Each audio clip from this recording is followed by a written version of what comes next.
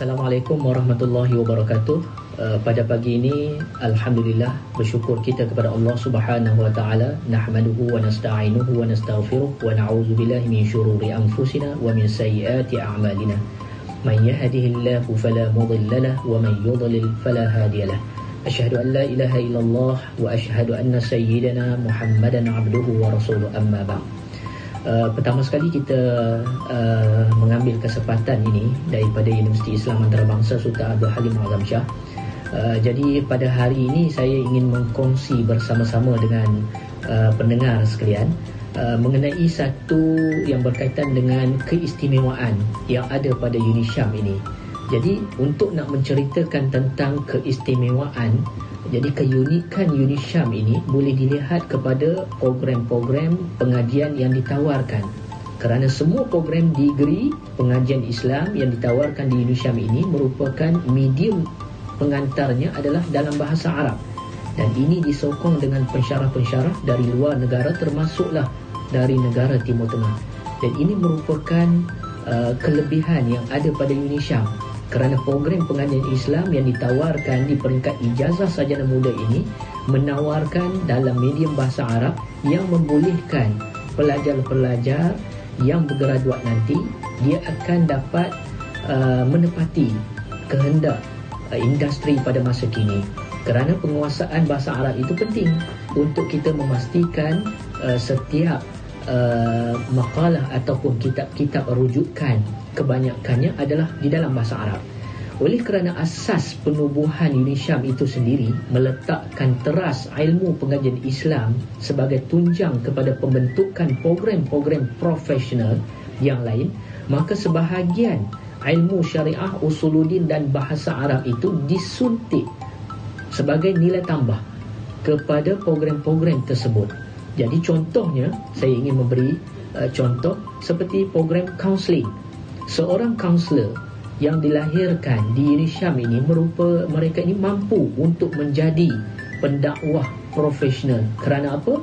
Kerana mereka dapat memberi penekanan kepada keimanan dan ketakwaan kepada Allah Subhanahu Wa Taala dalam membantu masyarakat menghadapi di saat kita menghadapi wabak COVID-19 ini secara lebih positif. Selain daripada itu, saya ingin berkongsi contohnya kalau kita ada program bisnes ataupun perniagaan. Jadi dengan elemen suntikan ilmu syariah, usuluddin dan bahasa Arab itu ke dalam sebahagian daripada program semi profesional yang kita tawarkan ini, ia mampu memberi satu impak yang besar kepada graduan-graduan yang akan bergraduat nanti. Jadi selain daripada itu, kemudahan fasilitis yang ada di kampus kita juga baru sebenarnya di UniSyam di Kuala Ketil ini, yang mana kita masih lagi baru beroperasi bermula pada tahun 2014.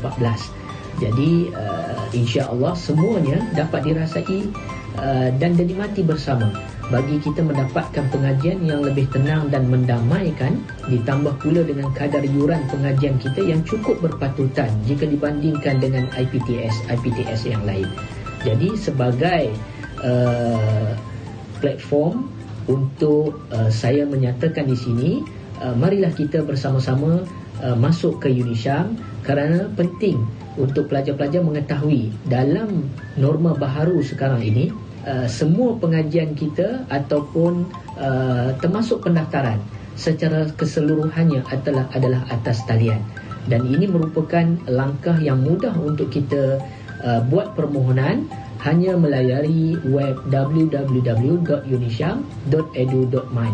So ini merupakan salah satu platform yang boleh kita buat permohonan secara direct, secara atas talian.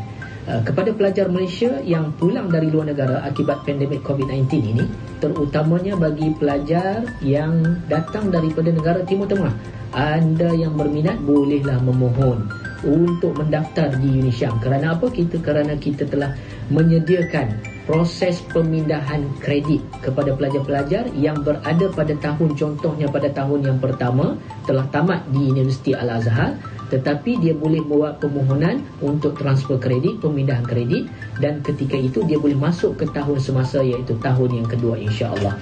Jadi akhir kalam daripada saya ingin berkongsi dengan perkataan ataupun kalam dalam bahasa Arab. Halumma wa tafaddalu ila Yunisham ma'ana haitsu al-fawzu fid dunya wan najatu fil akhirah insyaallah. Assalamualaikum warahmatullahi wabarakatuh. Unishams.